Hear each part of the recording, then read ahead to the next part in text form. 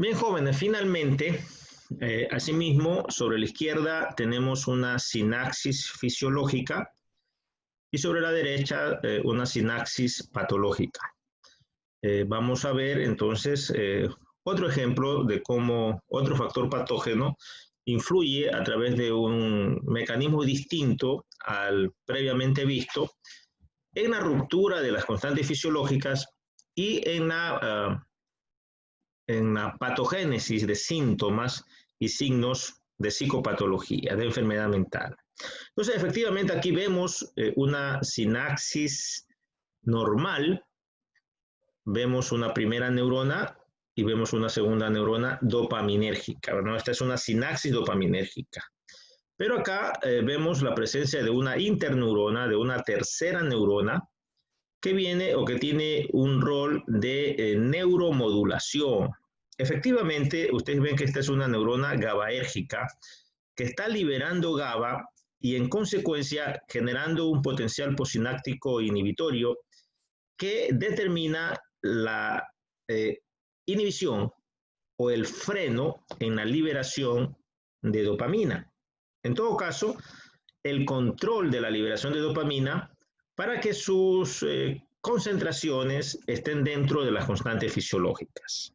Esto pues también lo hemos repasado de algunas formas a lo largo de este primer módulo de introducción a la psiquiatría. Esto en una sinapsis fisiológica. Acá tenemos entonces igual un factor patógeno, en este caso una droga como heroína, es decir, un opiáceo, como morfina o heroína, sea como fuere, opiáceos al fin y al cabo, que interactúan con el receptor opiáceo mu, el heteroreceptor opiáceo mu, que se encuentra en la neurona GABAérgica. Como nosotros sabemos, el receptor mu es inhibidor, es decir, está acoplado a proteína G inhibitoria y genera, por supuesto, un potencial posináptico inhibitorio que se encuentra inhibiendo o frenando la liberación GABAérgica. En definitiva, jóvenes, lo que aquí acontece es otro ejemplo del mecanismo, del fenómeno que vimos en la clase anterior en relación a la inhibición de la inhibición. Es decir, estamos nosotros inhibiendo la inhibición GABAérgica sobre la liberación de dopamina. Entonces, efectivamente, por eso estas son también drogas que se utilizan en medicina como analgésicos. Efectivamente, la analgesia central, que se da por el uso de analgésicos opioides u opiáceos, vean ustedes, tienen un mecanismo de acción de inhibir la liberación GABAérgica y por tanto controlar el dolor. Entonces, en el sentido, en cambio de las conductas adictivas por drogas opiáceas o incluso los pacientes que se hacen dependientes al uso de medicina opiácea como morfina, por ejemplo, determina que exista una fisiopatología muy conocida, ¿no? En la práctica, lo que se está aconteciendo es un aumento en las concentraciones de dopamina en la brecha sináptica, como podemos observar acá. Y esto a consecuencia de que se ha producido una inhibición del freno GABAérgico y por tanto no hay quien controle la liberación de dopamina y por tanto existe pues una eyección masiva, una liberación masiva de dopamina, que esto es igual en el circuito del placer a sensaciones de placer, de euforia, de mejor estado de ánimo, de sensopercepciones, de tonos agradables, en definitiva, de todos los fenómenos de placer que buscan los adictos. Y por otro lado, con el consumo crónico, a que se instauran los fenómenos tanto de tolerancia cuanto de abstinencia y de esa manera se desarrolla la enfermedad adictiva. En todo caso, sea como fuere, lo cierto es que es importante que el futuro médico observe y tenga claro, ¿verdad?, cómo la presencia de factores patógenos rompen las constantes fisiológicas y provocan psicopatología, exactamente igual que en las otras especialidades médicas en el modelo del método científico tradicional que se sigue en las carreras de medicina.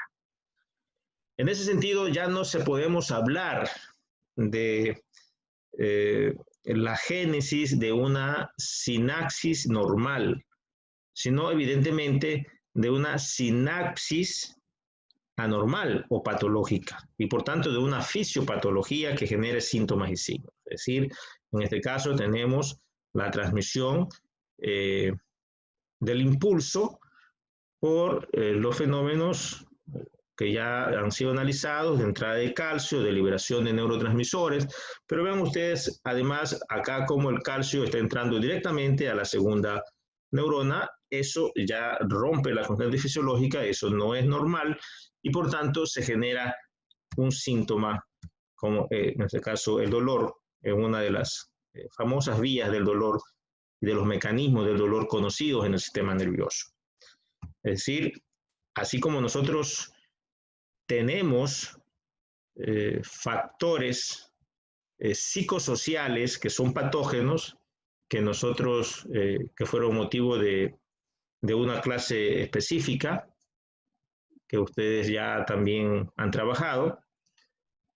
También tenemos factores biológicos, es decir, en psiquiatría es bastante conocido que en la etiopatogenia de los trastornos mentales se reconocen dos tipos de factores patógenos: los factores biológicos o neurobiológicos y los factores psicosociales. Los factores psicosociales están en relación al hecho de que vivimos en una sociedad patógena, es decir, una sociedad en nuestro medio sobre todo donde abundan las condiciones que enferman al hombre, ¿no?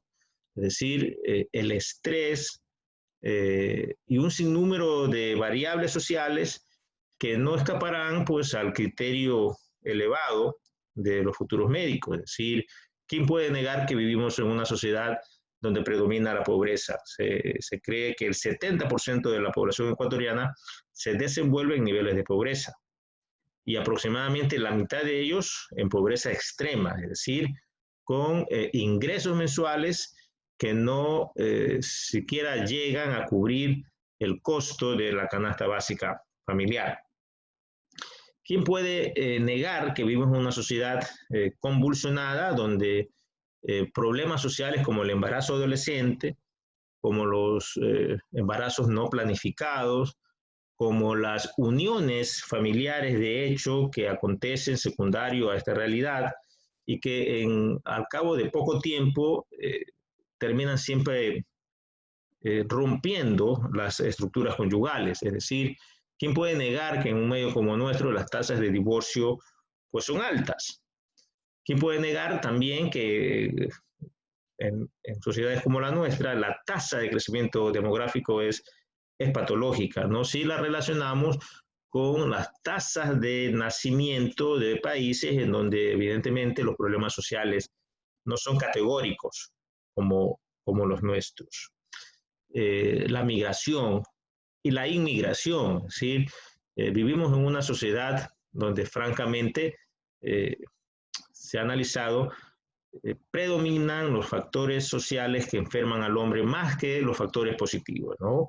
La falta de empleo es una realidad, padres de familia que no tienen empleo y que tienen que educar y mantener a 3 o 4 hijos, es decir, pues realmente no hemos tenido suerte con las administraciones de la sociedad en los últimos tiempos.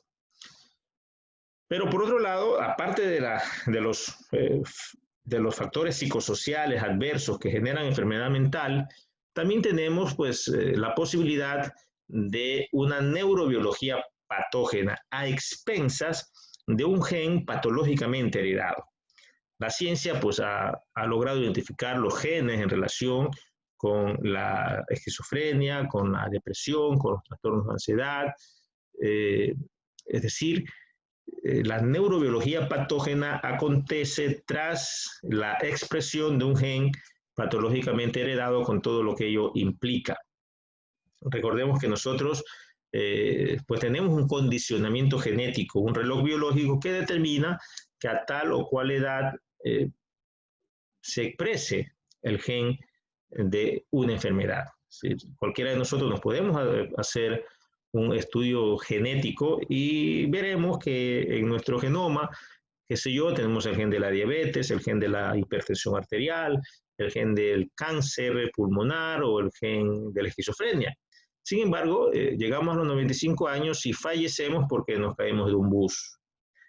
Esto quiere decir que nunca se expresó el gen. Estudios demuestran que el consumo de drogas como la marihuana, por ejemplo, potencialmente activan los genes de la esquizofrenia y en consecuencia pues desarrollan enfermedad mental. Es decir, no todos los que consumen marihuana evidentemente hacen episodios psicóticos, pero una buena parte efectivamente terminan desarrollando esquizofrenia. Y eso está demostrado a través de estudios por metaanálisis serios. En todo caso, sea como fuere, se reconocen dos tipos de factores patógenos, los psicosociales y neurobiológicos. Está claro que los factores psicosociales tienen que producir psicopatología a través de alterar la neurobiología conforme nosotros ya lo hemos analizado. La presencia de síntomas y signos, entonces, de los trastornos mentales es siempre una posibilidad, y sobre todo aquellos trastornos mentales que están en relación con el curso de psiquiatría que damos en la Escuela de Medicina de la Universidad Técnica de Manabí, es decir, con los que consideramos los trastornos mentales que son competencia del médico general, la psicosis, los trastornos afectivos, en particular la depresión y la ansiedad, los trastornos de ansiedad, las adicciones y todo el grueso de enfermedades psiquiátricas que abundan en el Hospital General y que se lo estudia a través de la psiquiatría de enlace. El famoso 30S evidenció que efectivamente la tesis de que vivimos en una sociedad patógena no está lejos de la realidad. Todos recordamos ese día como ante la huelga de cuerpo policial, de los agentes del orden, pues salió a las calles la sociedad convulsionada en la que vivimos. Y que evidentemente demuestra que tenemos una sociedad que está allí en condiciones adversas y que está en donde las conductas no deseadas, como las antisociales, por ejemplo, son siempre una realidad. Por otro lado, afirmamos en ese sentido que vivimos o tenemos un motor sociopatógeno, ¿no? A manera de un útero social en donde existen fenómenos de descomposición social que son los que están provocando este escenario adverso que predispone a que el hombre enferme mentalmente. Nosotros aprovechamos siempre esta oportunidad de la cátedra para invitar a los futuros médicos a que vean la psiquiatría como una posibilidad de especialidad médica, porque evidentemente en la década que se avecina, el desarrollo de las neurociencias seguirá siendo portentoso. Y entonces siempre está nuestra invitación, porque por otro lado, los factores psicosociales, como todos los que se mencionan en la clase específica, aquí podemos hablar de la violencia que se nos escapaba, tanto sobre todo de género cuanto el abuso infantil, ¿verdad? Los fenómenos de carencias afectivas, los fenómenos de retraso del neurodesarrollo, del embarazo adolescente, la alta prevalencia de enfermedades crónicas en nuestro medio. O sea, nosotros vemos cómo siguen siendo alarmantes las cifras de pacientes diabéticos, de pacientes hipertensos, de cáncer, que en las etapas terminales la comorbilidad con trastornos mentales de tipo de la depresión, de la ansiedad y de la propia psicosis, pues son una regla, ¿no?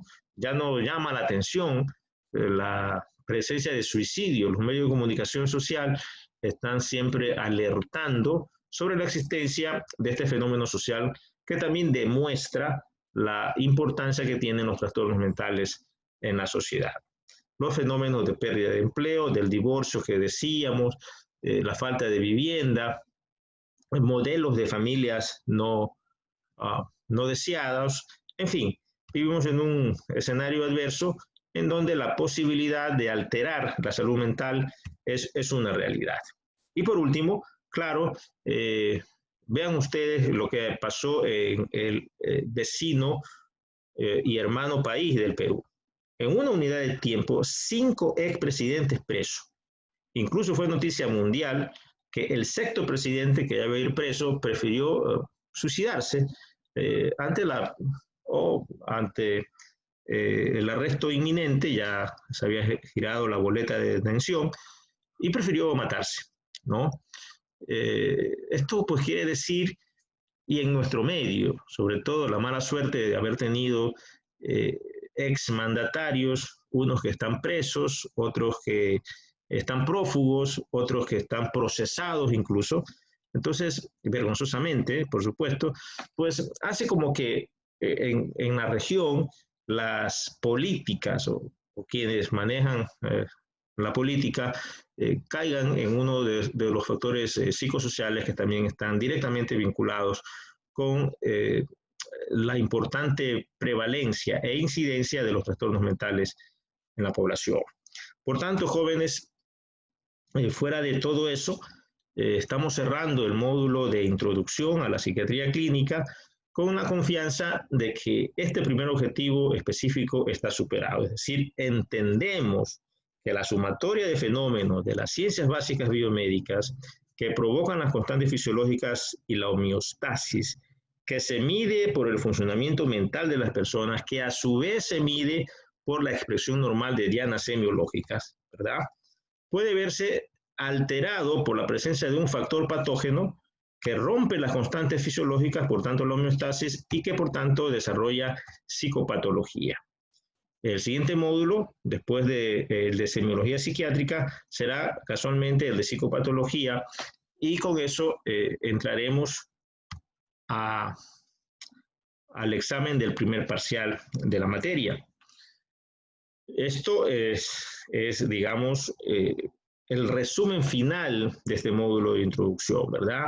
Es un mapa conceptual bastante bien elaborado por algunos de los estudiantes, donde vemos cómo aportan las ciencias básicas biomédicas, como ustedes observan aquí, en el fenómeno de la homeostasis y las constantes fisiológicas, que se expresa, pues evidentemente, por las funciones mentales y por la expresión normal de las dianas semiológicas. Sobre esta realidad pueden operar factores psicosociales o factores biológicos, patógenos, que determinan psicopatología.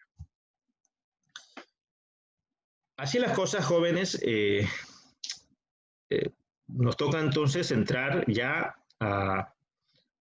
al también hermoso mundo de la semiología psiquiátrica. Hablaremos de la historia clínica y sobre todo del proceso diagnóstico. Es decir, ustedes recuerden, ya han estudiado semiología, que el método científico parte a través de la elaboración de una buena historia clínica psiquiátrica.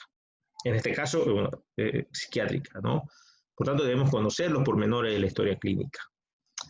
Pero luego de que se hace una buena historia clínica, eso contiene información desde todo punto de vista desorganizada, que hay que organizarla, y se la organiza abstrayendo los signos y síntomas y luego organizándolos en síndromes, para que una vez elaborados síndromes tengamos la posibilidad de identificar posibles diagnósticos de la enfermedad que aqueja al paciente, lo que se llama en medicina los diagnósticos presuntivos. Una vez que tenemos elaborados potenciales diagnósticos de la enfermedad que tiene el paciente,